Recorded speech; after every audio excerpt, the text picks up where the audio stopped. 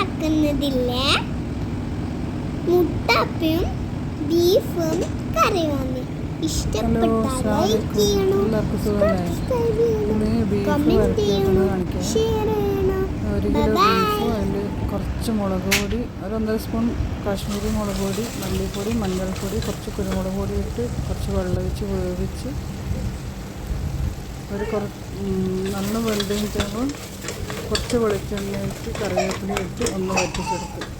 ഇത്ര മാത്രമേ ഉള്ളൂ, വേറെ ഒരു ഇൻഗ്രീഡിയൻ്റ് അതിൽ ചേർക്കുന്നില്ല. ആവശ്യത്തിനുള്ള ഉപ്പ് കൂടി ചേർത്തിട്ട് അത് പറയാൻ പറ്റും. എന്തായാലും എളുപ്പത്തിൽ ചെയ്യാൻ പറ്റുന്ന ഒന്നായതുകൊണ്ട് തന്നെ എന്തായാലും ട്രൈ ചെയ്ത് നോക്കുക കേട്ടോ.